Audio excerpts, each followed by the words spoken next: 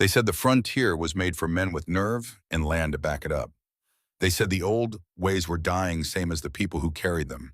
They said a lot of things in those towns built on other people's bones. But the woman lying in the red dust at the edge of Mason Holt's property didn't look like a dying way of life. She looked like something that had refused to break even after everything had tried to make her. She had an arrow wound along her left side, a stolen cavalry horse bleeding from a cut on its flank, and eyes the color of a storm coming in fast from the west. When she opened those eyes and found Mason Holt staring down at her with his rifle half raised and his jaw set like carved limestone, she didn't flinch. She looked at him the way a hawk looks at a man who has just walked into its territory, patient, measuring, not afraid. Mason Holt had survived the war. He had buried a wife. He had built something out of nothing on 40 acres of hardscrabble Texas ground. He did not need complications. But he had never been able to walk away from something that refused to give up. That was the first mistake. He would make several more before it was over. The day it started, Mason Holt had been awake since before the sun. That was nothing new. Sleep had been an unreliable visitor since the war ended, and in its absence, Mason had learned to make himself useful in the pre-dawn dark. He checked fences, oiled hinges, stacked the firewood that his hired hand, an old man named Delbert, kept forgetting to bring under the eave before rain.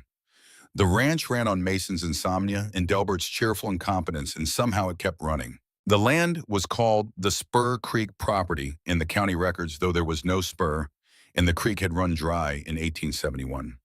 Mason had bought it in '74, 3 years after Eleanor's death, when the house in Uvalde had become something he could not stand to wake up inside anymore. He had needed open sky and hard work and the specific silence that comes from a piece of ground that expects nothing from a man except his effort. The 40 acres had given him that. Some mornings it felt like enough. He was rounding the north fence line just as the sun cleared the limestone ridge to the east, painting the scrub cedar and dry grass in shades of amber and gold that made the country look kinder than it was. That was when he saw the horse.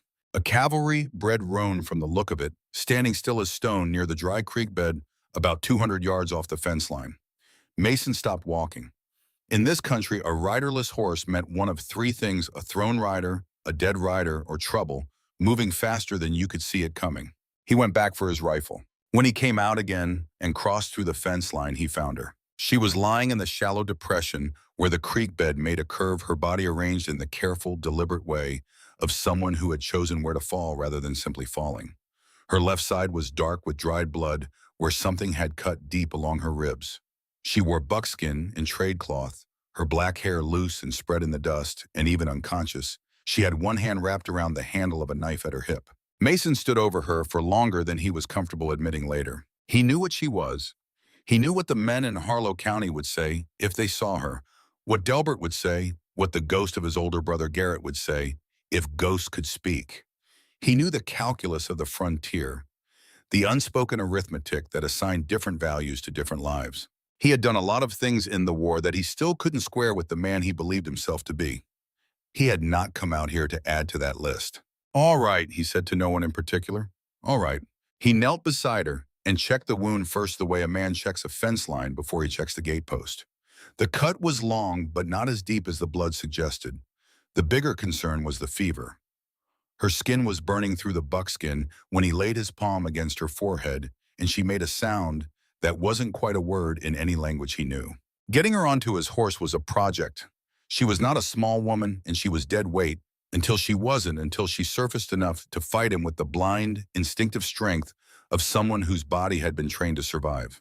She got her elbow into his jaw before he could catch her arm, and the burst of pain behind his eye was bright enough to make him swear in a language Eleanor had never let him use inside a house. "Easy," he said, catching her wrist. "Easy. I'm not going to hurt you." She said something he didn't understand. Her eyes were open, but unfocused, the storm-gray irises moving without landing on anything. Then she was gone again, limp in his arms, and he got her up across the saddle and led the horse back to the ranch in the long gold light of early morning. He put her in the small room off the kitchen that he had never found a good use for. It had a cot, a window that faced east, and a door that locked from the outside. He was not proud of that last detail, but he was practical enough to understand why it mattered. Delbert arrived at 8 o'clock, took one look at the closed door and went very still, in the way of a man who knows when not to ask questions.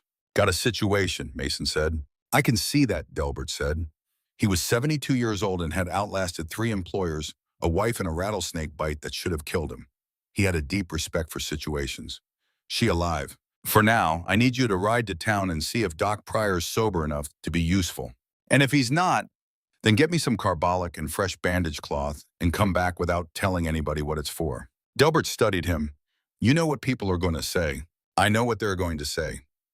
Mason poured himself a cup of yesterday's coffee and didn't look up. Go on, Delbert. She woke up fully in the late afternoon when the room had filled with the amber light that comes in through east-facing windows as the sun drops toward the west and bounces off the land. Mason was sitting on a stool near the door, not watching her, but aware of her the way a man is aware of a fire he isn't sure is contained. She came awake fast. Not the slow, bleary surfacing of someone sleeping off exhaustion, but the sudden, complete alertness of someone whose life had made slow mornings a luxury she couldn't afford. Her hand went to her hip before her eyes fully opened. The knife was gone, of course. Mason had taken it when he brought her in. He had not expected the speed with which she sat up, or the way she swept the room in one long, assessing look before her eyes landed on him. He had not expected the calm. "Where is my knife?" she said. Her English was clear and precise, better than Delbert's, better than half the men Mason had served with. "On the table outside the door," he said, "along with your other things." She looked at the door, looked at the small window, made her calculations in the same quiet way Mason made his. "The door's locked," he said. Her eyes came back to him. There was nothing soft in them, but there was nothing wild either. She was deciding about him the way a person decides about weather. "I would be gone from here," she said, "except that I cannot stand yet without falling. I know. I need you to stay still until that side knits. You'll open it if you move too much. Why did you bring me here?" He had been thinking about how to answer that since morning. He had not found a version he liked. "Couldn't leave you in the creek bed," he said finally. "Men like you leave people like me in creek beds," she said. Not bitterly, just stating a thing she had found to be true. "I'm not going to argue with that," Mason said, but I didn't. A long silence. Outside, the wind moved through the scrub oak and made a sound like breath. "My name is Sana," she said at last. It was not her full name, he would learn later. She had learned to give white men a name they could hold without dropping a name with edges worn smooth enough not to cut. "Mason Holt," he said. "I will stay until I can ride." She said it like a business arrangement, like she was doing him the favor. He decided to let her have that. Doc Pryor had been sober enough to be useful, which was a relief. He came out the next morning, asked no questions that mattered, and pronounced the wound clean and properly dressed, which Mason took as a compliment since he'd done it himself. The doc left carbolic instructions about the fever and a bottle of laudanum that Mason put in the cabinet and didn't mention to Senna. She didn't strike him as someone who would take it. She was right that she couldn't stand without falling, but she was wrong about how long it would take to change. By the 3rd day, she was sitting up and eating. By the 4th, she was moving carefully around the small room with the deliberate, determined pace of someone who has assigned themselves a task.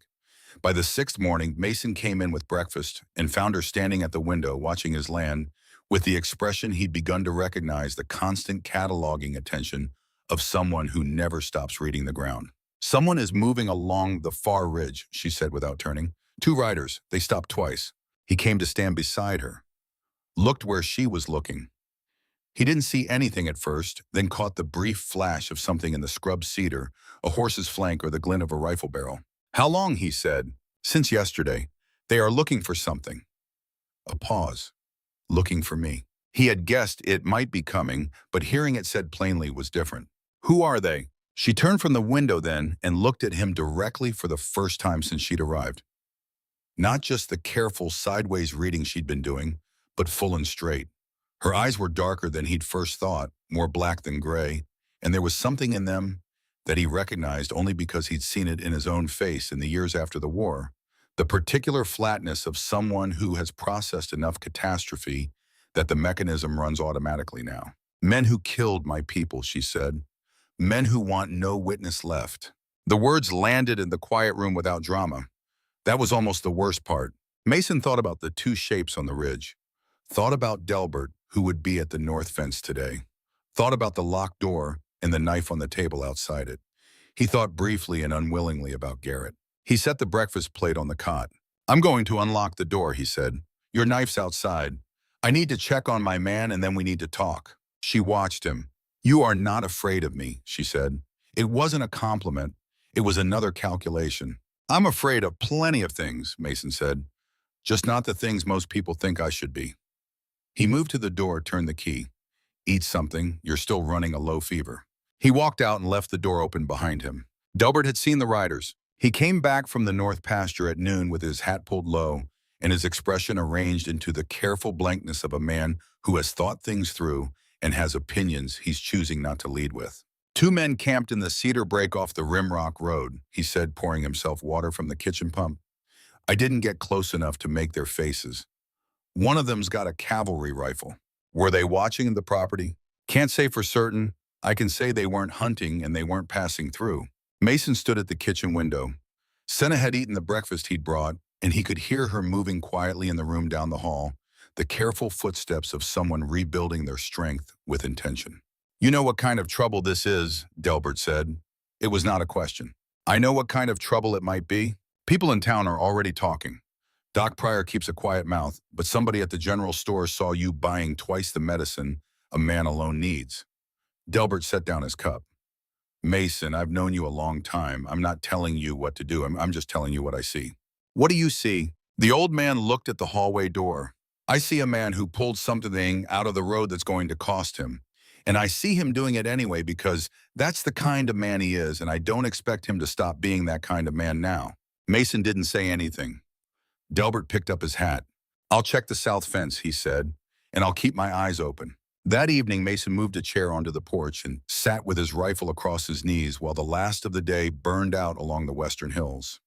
He was not expecting an attack, not tonight, but he had learned in the war that the appearance of readiness is sometimes as useful as readiness itself. Senna came out without asking. She moved quietly enough that he heard the screen door before he heard her steps, and then she was standing at the porch rail looking at the same ridge he'd been watching. You should be inside, he said. I have been inside for 6 days, she said. She was wearing a clean shirt. He'd left her too big across the shoulders, her own buckskin washed and hanging to dry on the back fence. Her hair was braided now, a single plait over her left shoulder, and the braid had small things woven into it that he couldn't quite make out in the failing light. He didn't argue with her. He had the feeling that arguing with Senna was a project best undertaken when a man had significant reserves of energy, which he did not. They sat in silence for a while. The sky went from rose to violet to the deep velvet dark of a Texas night, with no moon, and the stars came out in their thousands. You were in the war, she said. How do you know? The way you watch things, the way you sit. She didn't look at him. Men who have been hunted watch differently from men who have not. 10 years ago, he said, Union side. A long pause. The wind was quiet tonight, which he did not entirely trust. My people were not on either side, she said, and it did not save us. He had nothing useful to say to that, so he didn't say anything. The silence sat between them, not comfortable, but not hostile either. Something in between that he didn't have a word for. The men on the ridge, he said eventually, do they work for someone? A man named Dodd, Silas Dodd. She said the name the way you say a name you've been carrying, a long time, a weight you've gotten used to but haven't stopped feeling. He bought land near our winter grounds. He paid soldiers and men like them to clear the ground. She paused. Clear means different things to different people. Mason set his jaw. He knew what it meant. He cannot have witnesses, she said. He cannot have someone who knows what was done and who gave the order. There are courts now. There are newspapers. A long beat. I was not supposed to survive. The stars wheeled overhead, indifferent and brilliant. Somewhere in the cedar breaks a screech owl started up and then fell silent. You did, Mason said. Yes, she said, I did. She went inside not long after, moving carefully but steadily, and Mason sat on the porch until past midnight. He watched the ridge. Nothing moved that he could see. But he could feel it out there, the weight of what was coming, the same way you can feel a storm 2 hours before it arrives in the quality of the air and the particular stillness of the grass. He cleaned his rifle in the dark by feel the way he'd learned to do in places where showing a light could kill you. Then he waited for morning. It took turn. She started working on the 7th day. Mason came out at dawn to find her at the south fence, replacing the wire he'd been meaning to get to for 2 weeks, her movements slow and deliberate but competent. She had found the wire spool in the barn and a pair of heavy gloves, and she was doing it right the way someone who has worked fence before does it. He stood at the barn door and watched her for a moment without announcing himself. He had seen enough of people in the war and after it to have a rough classification system, those who waited for what they needed and those who went and got it. Senna was the second kind. Even injured, even in a stranger's place, she moved through the world as if she had as much right to it as anyone else. He walked out to help. They worked in silence for the better part of 2 hours, moving down the fence line together. He took the heavier work without making a point of it, repositioning posts while she strung wire, and she accepted the redistribution without comment, which he appreciated. Eleanor had appreciated the same, that quality of helping without performing helpfulness, without making the helped person feel managed. He pushed the thought of Eleanor away before it could settle. "You do this alone," Senna said eventually, not looking up from the wire. "Me and Delbert. He's better with cattle than fence." "How many cattle?" 80 head, used to be more. She pulled the wire taut and secured it. "What happened to the rest?" "Bad winter in 76. Lost 30 head in a week." He set a new post. "Land recovered. Herd never fully did." She nodded. She seemed to understand things like that without needing them explained. The way a place can hold a loss in its soil, the way skin holds a scar. They finished the south fence by mid-morning. When they came back to the barn to return the tools, Senna moved to the pump and washed her hands and face, and Mason did the same. The water was cold enough to be useful. "Your side," he said. "How is it?" She turned, slightly pressing 2 fingers carefully along her ribs through the shirt. "Better than yesterday, worse than tomorrow." He almost smiled at that, almost. The days that followed had a rhythm to them that Mason did not examine too closely. She rose early as he did. She ate the plain food he cooked without complaint and contributed to it when she could, showing up one afternoon with a collection of plants from the creek area that turned out to be the ingredients for a broth so good that Delbert had 3 bowls and then looked embarrassed about it. She worked what the day offered, mending harness, stacking wood, keeping an eye on the cattle when Delbert's back was troubling him. She also watched. Constantly, quietly, she watched everything. The ridge, the road, the way the cattle behaved in the afternoon when something out past the fence line made them restless. Mason came to understand that those observations were not paranoia, but practiced the habit of a person who had stayed alive by paying closer attention than anyone around her. He began to rely on her eyes almost without noticing he was doing it. What he noticed more carefully was the other thing, the thing he was less comfortable with. The way she sometimes laughed, brief and dry, at something Delbert said, and how the sound of it changed the quality of the air in the room. The way she moved around the kitchen in the evenings, unhurried, like a person who has finally consented to be somewhere rather than just occupying it. The way she sometimes sat by the fire in the main room but after supper, not talking, not even apparently thinking, just present in the firelight, with her braid over one shoulder and her dark eyes going somewhere he couldn't follow. He didn't try to follow. He had learned that lesson with Eleanor, that some interior country belongs to the person living in it, and a man who respects his partner gives that country its borders. The thought startled him. He had not thought the word partner in connection with any living person since Eleanor died. One evening, about 10 days in, she found him sitting on the porch, nursing a cut on his palm from a wire catch that afternoon. She came out with the bag. She kept her things in the small pouch of plants and preparations she'd assembled from the land around the ranch, and sat on the step below him without asking permission and took his hand. "Hold still," she said. She cleaned the cut with something that smelled like pine and cedar, applied a paste that stung briefly and then stopped stinging, and wrapped it with a strip of cloth she seemed to have ready for the purpose. Her hands were efficient and not particularly gentle, but they were careful, which was different. He watched the top of her head while she worked. The braid, the small braided-in things he could now see were a hawk feather, a thin copper wire, and something he couldn't identify. He did not ask. Some things are not questions. "Thank you," he said when she finished. She looked up. They were close, closer than they'd been before the step, putting her below his eye level so that when she raised her face, she was looking directly into his. "You can ask," she said. "Ask what?" "Whatever it is you have been not asking for 10 days. He sat with that for a moment. "There's a lot I haven't asked." "Pick one." He looked out at the dark land. The stars were up. No moon again. "Are you the last," he said, "of your people?" A long silence. "No," she said at last. "There are others scattered. Some went north. Some are on the government land." She paused. "But of my village, my family, yes, I am the last." The fire inside the house crackled. Somewhere a coyote called a long, wavering sound, and was not answered. "I'm sorry," he said. He meant it without qualification, which was the only way that word was worth anything. She looked at him steadily. "You did not do it." "No," he met her eyes. "But men who looked like me did." She held his gaze a moment longer, then looked away back at the dark land. "Men who looked like you also did not do it," she said. "You are not all one thing, Mason Holt. Neither am I." She stood gathering her bag. "The cut will be fine by morning." She went inside. He sat there a while longer, feeling something he could not name exactly. Not the heat of attraction which was there, but simple, but something more complicated underneath it. A kind of grief that wasn't his and that he was being allowed to stand close to. A kind of trust that was not the same as liking, but was, he thought, more significant. He went in when the fire started to die and did not let himself think about it further. The trouble in town came on a Saturday. Mason needed to go to Harlow for feed and some hardware, and he had not been in 12 days, which was unusual enough that Delbert had mentioned it twice. He went in the wagon alone in the early morning, intending to get what he needed and come back before the heat built. He had not quite made it to the general store when Cy Walters fell in beside him on the boardwalk. Walters was a large, loud man who owned the nearest neighboring spread and had strong opinions about most things that did not require him to have information. He and Mason had a relationship built on mutual tolerance, which had suited both of them well enough in years of proximity. "Mason," Walters said, matching his stride, "heard you had some company out at your place." "Heard from who?" "People talk." Walters tucked his thumbs in his belt. "Indian woman, they're saying. You got an Indian woman living out at your place." Mason stopped walking and looked at him. "I've got a hired hand recovering from an injury. What of it?"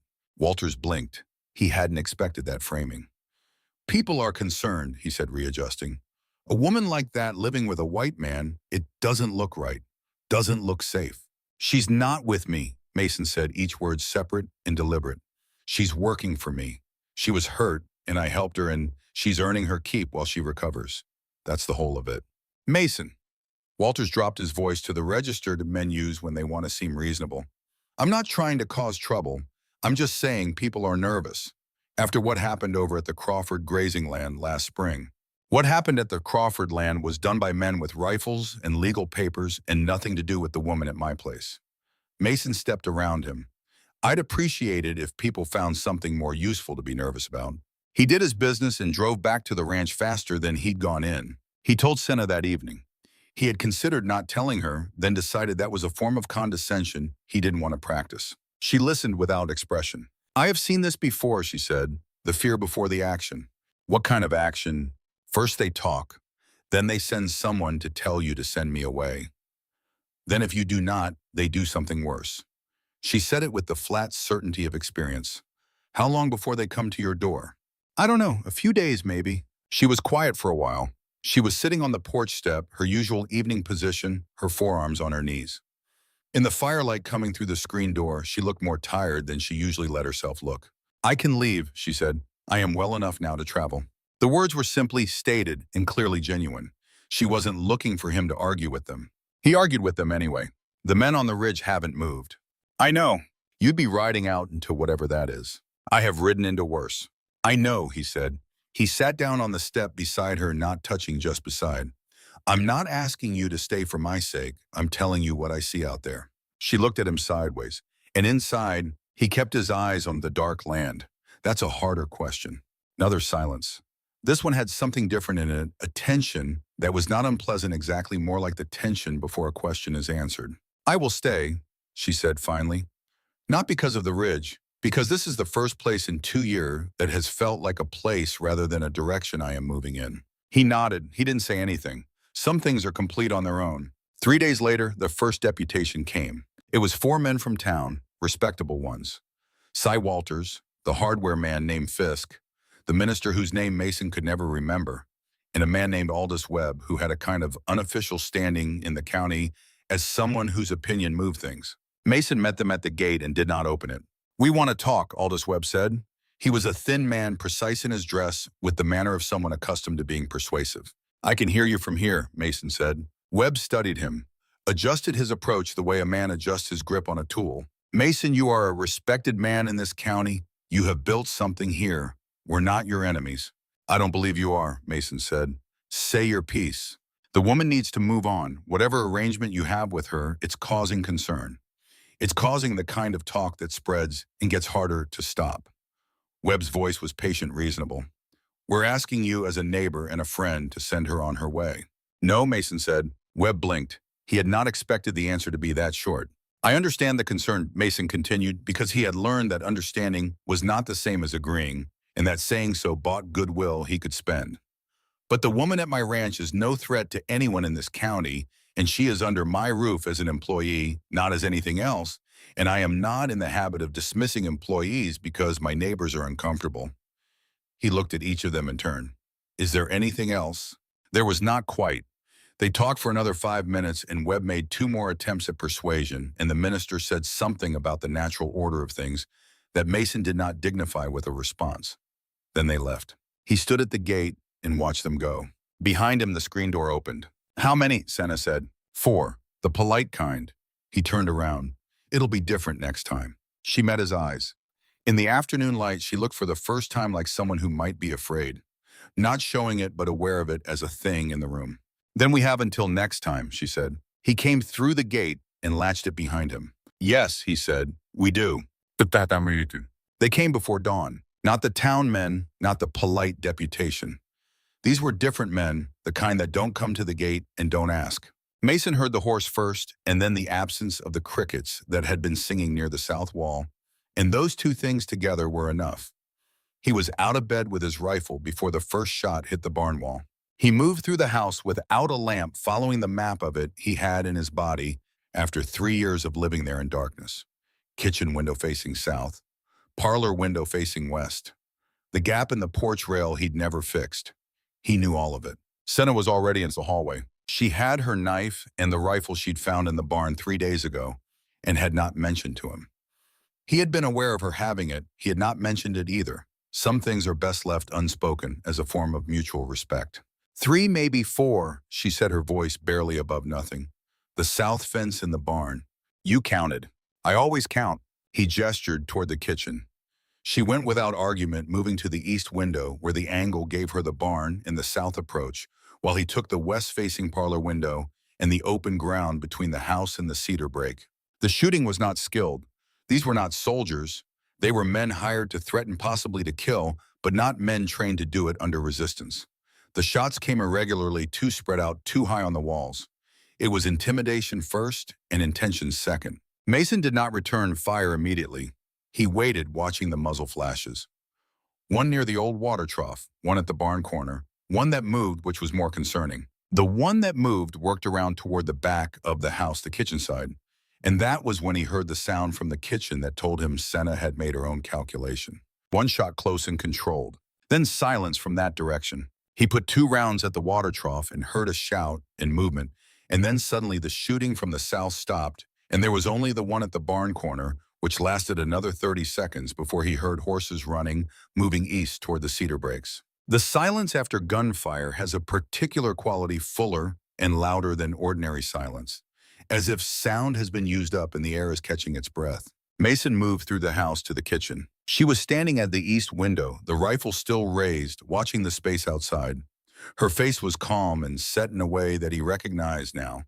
Not coldness, but concentration's way a person looks when they are making themselves available to whatever comes next without committing to what it will be.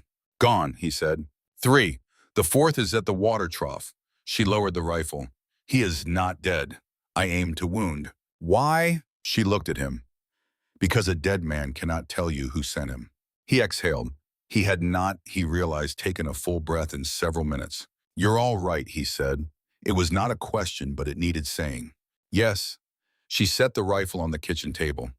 Then, as if something had been decided while he wasn't looking, she sat down in the kitchen chair and put her head in her hands. Not crying, just taking a moment that she had earned.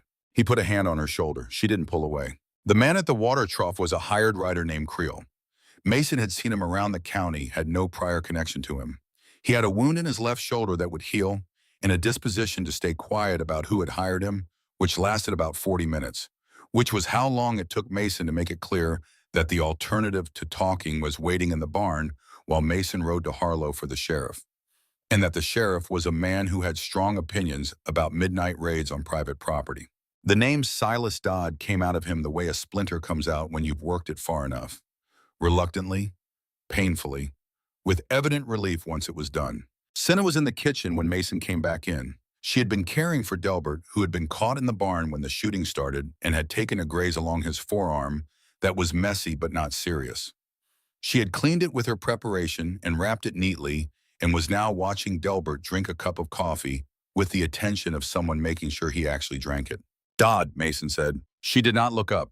"Yes." He sat down at the table, outside through the kitchen window. The sky was beginning to lighten in the east, the first gray edge of morning. "He's connected to what happened, to your people," Mason said. "You've known that since before I came here. And you're the last witness. I saw him give money to the soldiers. I heard him give the order." She finally looked up. Her voice was steady and careful and precise, the way a person speaks when they are keeping emotion out of the words by main force. "I was supposed to be in the village when they came. I was not. I was on the hill above. I saw everything." The kitchen was very quiet. Outside the window, a mockingbird started up with something it had learned from a bird that was no longer there to sing it. "That's why they've been hunting you for 2 years," Mason said. "Yes." He sat with the weight of it, what she had been carrying, 2 years of it alone, moving, never sleeping fully, never staying long enough to be found. "There's more," she said. She looked at him steadily, directly. "About Dodd, about how he acquired the land." Something in her voice made him go still. "Tell me," he said. "He did not do it alone. He needed someone with title to the adjacent property, someone whose deed gave the land transaction legitimacy. He needed a partner." She paused. "Someone in this area, someone whose name is on land records from 1873. The year caught him like a fist. 1873. 2 years before he bought the Spur Creek property. 1 year after Eleanor died, the year before he came to this county. The man who owned this land before you," she said, and her voice was even, but her eyes were watching him, waiting for him to understand, "sold the boundary rights to Dodd. He was paid well for it. He was the paper behind the project." Mason heard his own pulse. The man who had owned the Spur Creek property before him, whose name was still on the original deed in the county records, whose name Mason had signed below when he bought the land. Garrett Holt, his older brother, who had died of a fever in the spring of 1875, 6 months after Mason bought the land, before Mason had ever known there was anything to know. He did not say the name out loud. He sat at the kitchen table while the sky outside brightened from gray to gold, and the mockingbird went through its borrowed repertoire, and he did not speak for a long time. Senna did not push him. She sat across the table, her hands folded on the surface, and she waited with the patience of someone who has learned that some truths need more than a moment to land. Delbert had fallen asleep in his chair in the corner. His breathing was slow and even, the breathing of a man who had processed enough history to know when to let it pass around him. "My brother," Mason said finally, his voice was level with effort. "I did not know you had a brother," she said carefully, "until I saw the deed in the county records, the month I arrived here." He looked at her. "You went to the county records." "I had to know if this was a safe place. I had to know who owned the land adjacent to Dodd's claim." She met his eyes. "I came to your ranch because it was the nearest cover. I did not know who you were. I did not know about your brother until after you had helped me." He turned this over. It had the shape of truth. More importantly, it had the texture of something she would not have told him if she hadn't decided to trust him, and Senna did not make decisions like that carelessly. "He's dead," Mason said. "Garrett died in 75.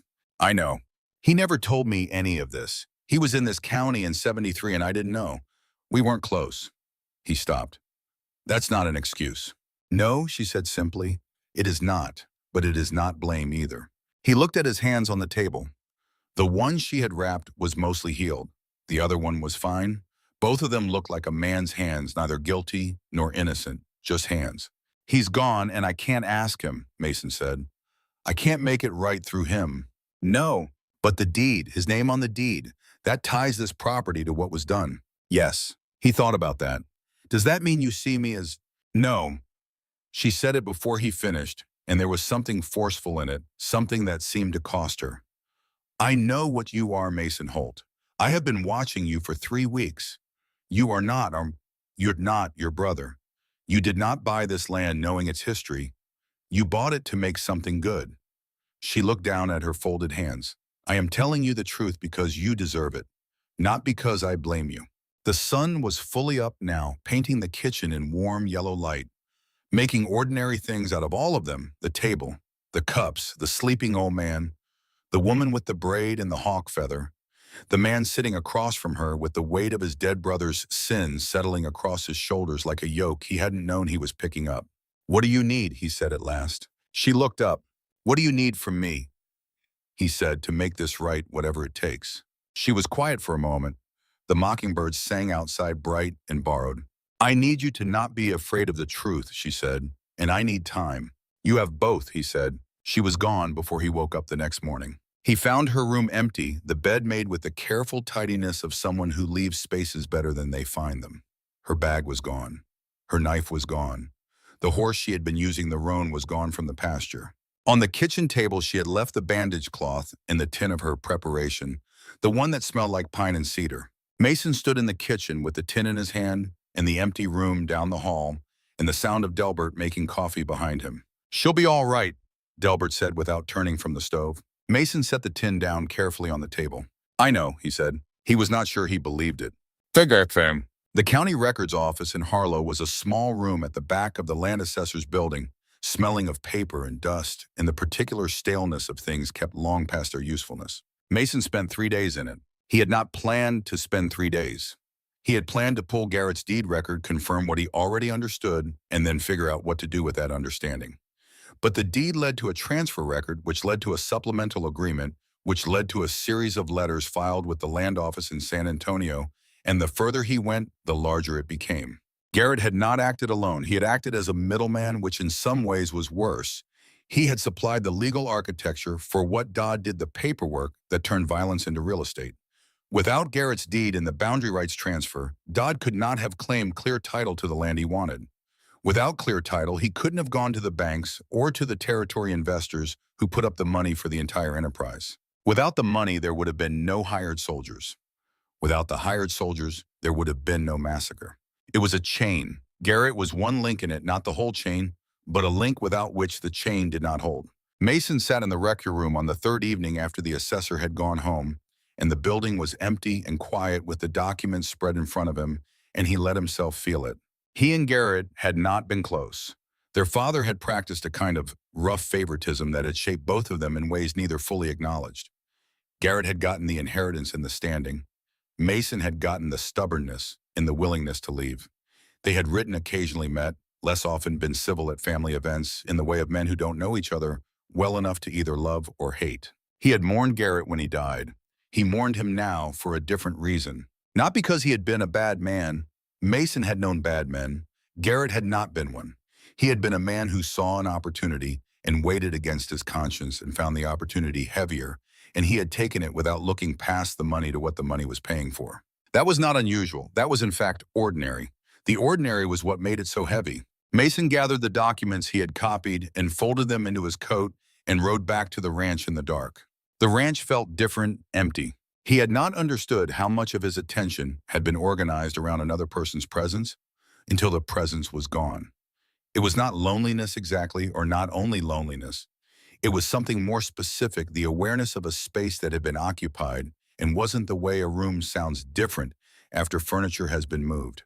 Delbert was matter-of-fact about it, which helped. "She knew what she was doing and when she left," Delbert said one morning over breakfast. "She didn't leave because she was running. She left because she had something to do." "I know.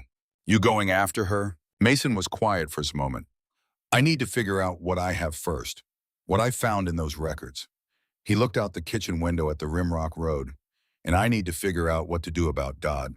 Those two things might go together. They might. The town had changed its attitude toward him in the days after the raid. The respectable men who had come to his gate were quieter now, which he did not entirely trust.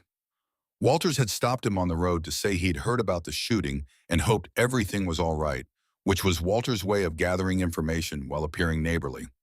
Mason had told him everything was fine and kept riding. The sheriff had come out a capable man named Ike Farrow, who had been doing the job long enough to have opinions more nuanced than his jurisdiction. He had looked at the water trough where the blood had dried and at the holes in the barn wall and had asked quiet questions and listened to the answers. Dodd, Farrow said finally when Mason had finished. That's what the man said. Farrow had been the sheriff for 7 years. He knew Silas Dodd the way sheriffs know men with money as a persistent presence in the political weather of the county, a thing you accounted for without necessarily being able to touch. Hired guns on private property is clear enough, Farrow said. Dodd connecting to what happened to that settlement 2 years ago, that's territory the circuit judge handles. He paused. You'd need documentation. I have documentation, Mason said. I need a witness. Farrow looked at him. The woman? Yes. She'd need to make a formal statement, in person in front of a court. The sheriff's voice was careful, not skeptical, but not naive either. That's asking something. I know what it's asking, Mason said. He went to find her. He was not certain he could. The territory was large and she was skilled at leaving light traces, but he had been a tracker in the war, and the knowledge had not entirely left him. More useful than tracking skill was logic she had told him about the others, the scattered survivors who had gone north or east. She had been moving for 2 years. She had patterns even if she didn't know she had them. He followed the Rimrock Road north and then cut east where the country opened up into the broken hillland that ran toward the territorial border. He stopped at 2 small settlements, asked careful questions, got careful answers back. On the 4th day, he found a woman at a creek crossing who looked at him a long time before she said anything. She said you might come, the woman told him. She was older, her face weathered and patient. She said if a man named Holt came looking, he was to be told where she was. He had not expected that. She left word for me. 3 days ago, before they took her, his chest went cold. Took her, he said. The woman looked at him steadily, assessing. Whatever she saw, it was enough. Dodd's men, she said, 4 riders. They came at night. She fought, but there were too many. She paused. She is at the Dodd property, the old ranch buildings east of the canyon. Is she alive? When they took her. The woman's voice was flat and precise. She is a witness, Mason Holt. Dodd does not want a dead woman. A dead woman is a question. He wants a disappeared woman. He understood the distinction. Disappeared was easier than dead. Disappeared meant no body, no court, no record. It meant a story that ends with nothing to find. He thanked the woman. He turned his horse east. He rode through the night. It was not a plan what he was doing. It was something underneath planning, something that had been true since he found her in the dry creek bed and chose not to walk away. Some commitments are made before they are understood, and this had been one of those. He thought about the records he had copied from the land office. He had sent the copies with a letter to the circuit court in San Antonio before he left the ranch, addressed to a judge named Morales, whose reputation for fairness had reached even Harlow County. He had written clearly and without embellishment the names, the dates, the documents, the chain of transfers from Garrett's deed to Dodd's claim to the attack on the settlement. He had not known if it would matter. He knew it needed to exist regardless. He also thought about Garrett. He had been carrying the weight of it for days the way a man carries something he hasn't yet found a place to set down. Garrett had been wrong. What he had done had contributed to the deaths of people whose names Mason would never know and could not enumerate. That was true, and it would stay true, and there was no undoing it. But Mason was not his brother, and this was not the war where you did what you were ordered and sorted out the accounting afterward if you survived. This was a choice made now by the man he actually was. He rode east under the stars. The Dodd buildings were visible from the ridge above the canyon. At first light, a cluster of structures in the river bottom, adobe and rough timber, the kind of place that looked like a working ranch from a distance and felt like something else when you got close. He stopped on the ridge and looked and counted. 4 horses at the hitching post near the main building. 2 men visible outside. There would be more inside, but the outside guards were the first problem. He thought about it. Then he rode down. He came down the ridge road at a walk in full daylight, which was the last thing they expected. A man who comes at night, who comes low and quiet, is a man with guilty intent. A man who comes in the morning at a walking pace visible from a quarter mile out is something else. He is either a fool or someone with authority, and Mason had learned that in the absence of clear information, most men default to the second assumption. The 2 guards outside the main building watched him come and did not reach for their weapons, which was the first useful thing. He had read them correctly, hired men cautious, not committed enough to start something they hadn't been given specific orders to start. I need to see Dodd, Mason said when he reached the hitching post. Mr. Dodd's not expecting company, the taller guard said. He will be, Mason said. Tell him Mason Holt is here. Tell him I have information about the land office in San Antonio that he'll want to hear before they do. He dismounted and tied his horse. He was betting on one thing, that Dodd was smart enough to know that a man delivering a threat is more useful than a man who has already delivered one. A smart man wants to hear the threat before deciding what to do about it. After a moment, the guard went inside. Mason stood at the hitching post with his hands visible and his face neutral, watching the second guard watch him, and thought about Eleanor, who would have had strong opinions about what he was doing, and then thought about Senna, who would have understood it completely. Silas Dodd was smaller than the idea of him. That was Mason's first thought when the man came out of the building's interior into the front room. He had expected someone physically substantial, someone whose money showed in his body. Dodd was slight and pale, with careful eyes, and the kind of stillness that men develop when they have learned to delegate violence rather than perform it. He looked like a county clerk, which in some ways Mason thought was what he was. The room was a working office, maps on the walls, deed books on the shelves, a desk with papers arranged in precise stacks. Two men stood inside, one near the door, one near the far wall. Neither of them was Senna. "Holt," Dodd said. "Sit." "I'll stand." Mason looked at him evenly. "I'll be brief. The circuit court in San Antonio has copies of the original Garrett Holt deed transfer, the supplemental agreement, the letters to the territorial land office, and the financial records connecting your acquisition to the cleared settlement." He paused. "I sent them 4 days ago." Something moved in Dodd's careful eyes. Calculations running. "That's old business," Dodd said. "Old documents, unverifiable." "Documents don't need to be verified to start an inquiry." Mason kept his voice level. "An inquiry from Judge Morales' court will bring territorial auditors. They'll subpoena your current land title, your bank records, every transfer you've made in the last 5 years. He paused. "That's a lot of light." Dodd was quiet for a moment.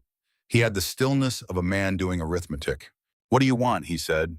"The woman," Mason said. "Senna. She leaves with me today unharmed. In exchange, I don't pursue the formal complaint myself. I let the San Antonio court make of those documents what they will without my direct testimony to tie the threads together." Dodd looked at him.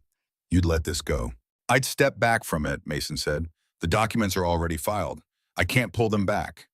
But there's a difference between documents in a file and a living witness in a courtroom." He let that sit. "This is the best arrangement you'll be offered." It was not a small thing he was offering. He knew that. He was offering Dodd the possibility of surviving the inquiry, which was more than Dodd deserved. But the alternative was a negotiation that ended with both of them dead in this room, and that served no one. He watched the calculations running. "She's in the back building," Dodd said finally. "She's not harmed. My men were told." He stopped, recalibrated. "She's not harmed." Mason looked at the man near the door. "Take me." The back building was a stone outbuilding, cool and dim, used for storage. She was inside, her hands tied with rope at the wrists, sitting against the far wall with her knees drawn up and her back straight, which was the posture of someone who has refused to let their circumstances make them small. When the guard opened the door, she looked up. She looked at Mason for a long moment. "You're late," she said. "I took the scenic route," he said. He crouched in front of her and worked at the rope. "Are you hurt?" "A little. Nothing that won't heal." She watched his face while he worked the knot. "You talked to him?" "Yes." "What did you offer?" "Myself not testifying directly. The documents are already in San Antonio." She was quiet, reading him. "That is not a complete surrender of the case against him." "No," he said, "it isn't." The rope came free and he helped her to her feet. "The documents exist. Morales' court has them. Dodd's legal position is compromised regardless. I offered him a chance at survival, not innocence." She rolled her wrists, working the circulation back. "And he took it. Men like him usually take survival when it's offered." She looked at him a moment longer with those storm-dark eyes, that unhurried measuring. "The woman at the creek crossing," she said. "Lena, I told her you might come. She told me." He moved toward the door. "You left word for me." "I left word in case you came." She followed him to the door and stopped in the frame, looking out at the bright morning. "I was not certain you would." "I wasn't certain either," he said honestly. She looked at him sideways. Something in her face shifted. Not softening exactly, but opening the way a door opens that has been shut against weather. It was small and she did not make anything of it, but he saw it. They walked out into the morning. They rode west in silence for most of the morning. He did not push her to talk. She was processing in the way she did things thoroughly internally without wasted motion. He rode beside her and watched the land and gave her the silence she needed, which was the same silence he had needed after the war and which no one had known to give him. Around midday, they stopped at a creek to water the horses. She stood at the water's edge and looked downstream where the creek curved around a limestone outcropping and disappeared into the cedar. "What happens now?" she said. It was barely a question. "Morales' court proceeds. It may take a year, maybe longer. Dodd's finances will be audited. His land title will be questioned." Mason crouched and filled his canteen. "He won't walk away clean. He'll be too busy protecting what he has to come after you." "That is not the same as justice." "No," he said, "it isn't." She was quiet for a while. A kingfisher shot past a brief bright arrow and landed somewhere downstream out of sight. "You went to the land records," she said, "your brother." "Yes." "What did you find?" He told her. All of it, the supplemental agreement, the letters, the financial connection, the whole chain that Garrett had helped build, without apparently understanding what he was building toward, or perhaps understanding and choosing not to think further down the chain. She listened without interruption. When he finished, there was a long, quiet broken only by the water and the wind. "He is dead," she said. "Yes." "He cannot answer for it." "No." She turned to look at him. He was still crouched by the water, which put her above him looking down.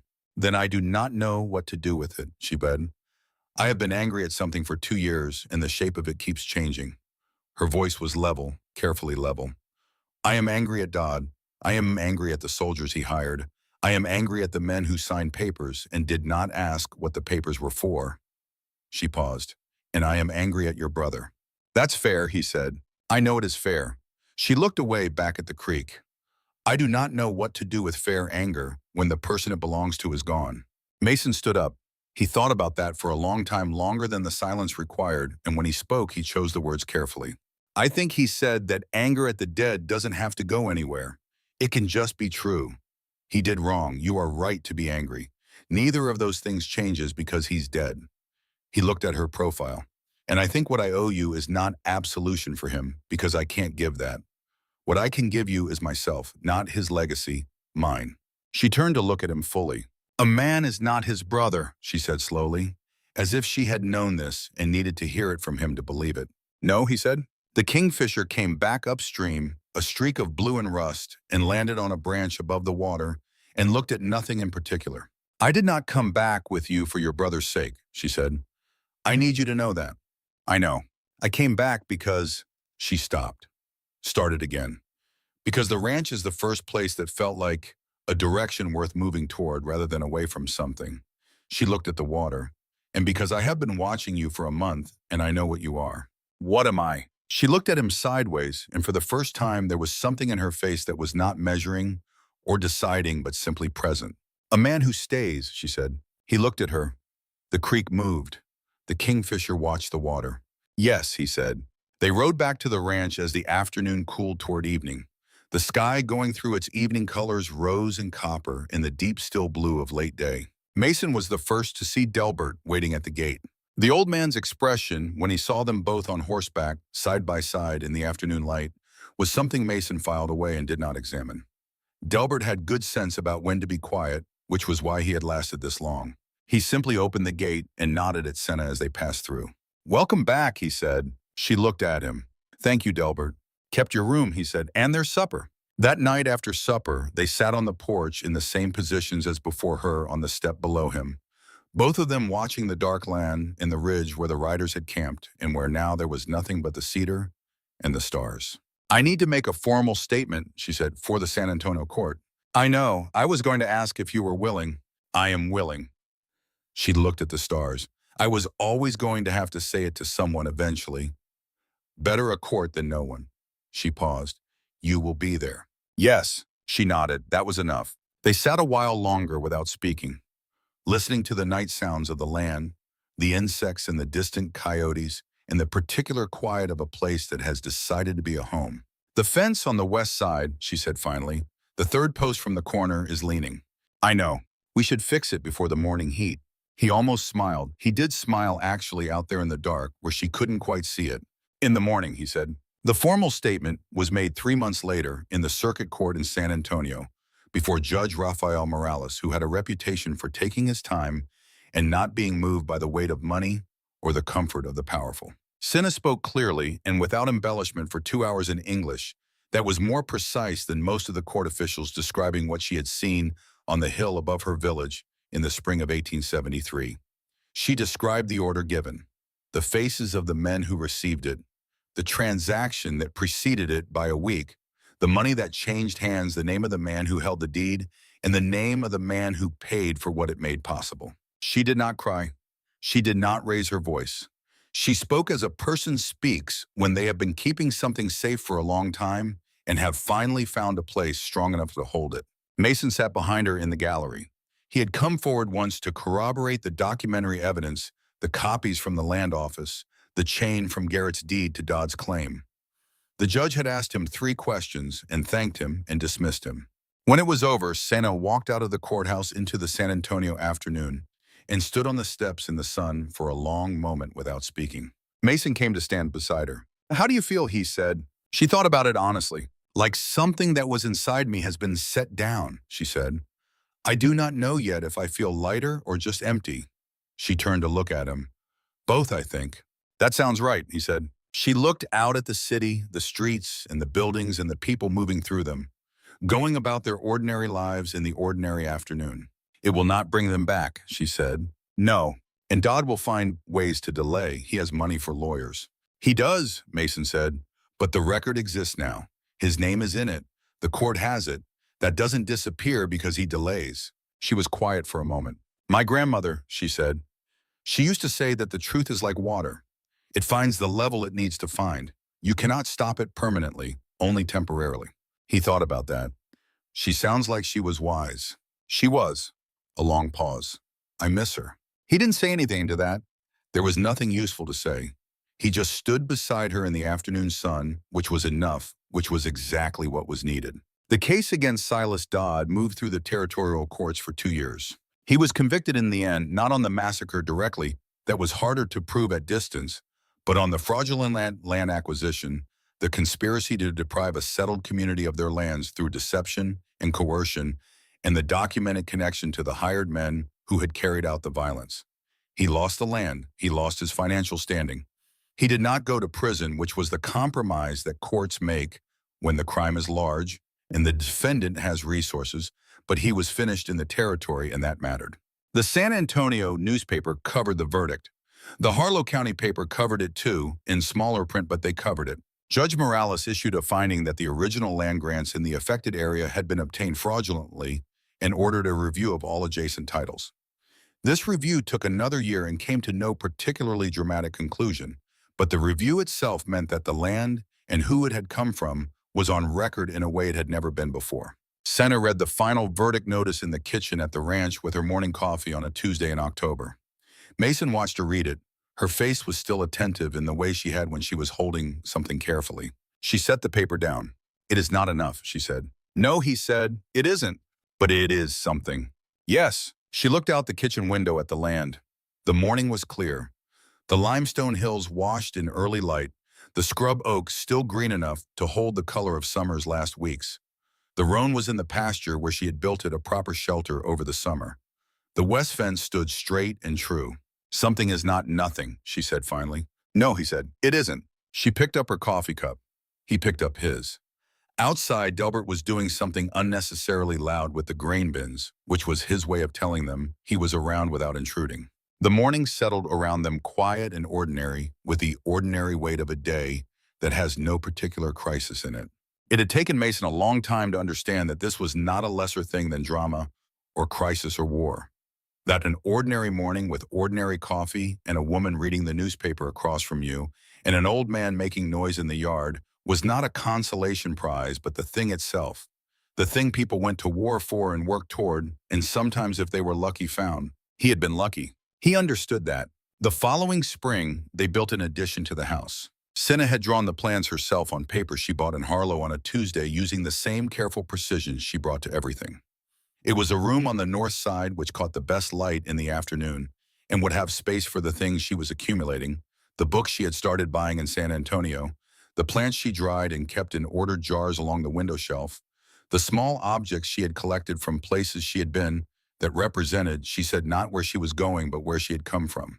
They built it together over the course of 6 weekends, with Delbert offering advice he had not been asked for and generally making himself useful in spite of himself. When they finished, they stood outside and looked at it in the afternoon light. It looks like it belongs, Mason said. She considered the addition, which had been built in the same adobe and timber as the rest of the house. It does, she said. Eventually, everything that is meant to be somewhere looks like it belongs. He thought about that.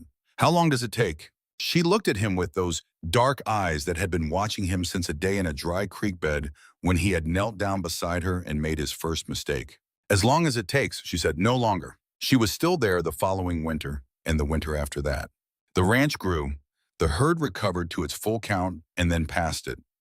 Delbert retired officially and then kept coming out anyway because he explained retirement was boring and the coffee at his own place was not as good. Cinna made the formal statement to the Land Review Board that allowed 2 of the surviving families from her village to receive restitution payments from the fraudulent estate. The payments were small.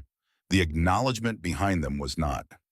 She had been the one who pursued it through letters and court filings in 2 trips to San Antonio over a year with the same patient, precise determination she brought to everything she cared about. She was teaching herself to read Spanish. She was teaching Mason a few words of her language, enough to know the names of things. He was learning. They sat on the porch on winter evenings when the sky went wide and cold and brilliant, and she told him things about the land that he had not known, the plants that came back after drought, the places where water ran underground, the way certain animals moved before weather changed.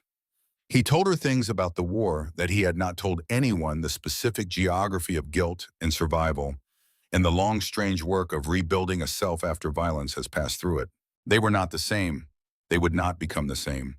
But they had found a shared language in the space between what they each were, and that language had room in it for truth and silence, and the kind of ordinary morning that is, if you know how to see it, a remarkable thing. The hawk feather in her braid was replaced with a new one when the old one wore out.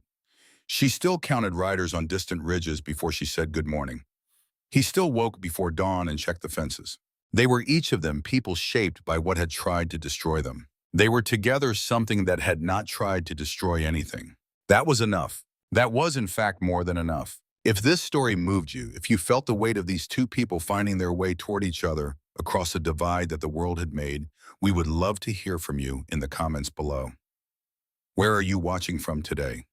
Drop the name of your country and tell us what part of the story stayed with you. If you haven't subscribed yet, please do. There are many more stories like this one waiting for you, and we would be honored to share them.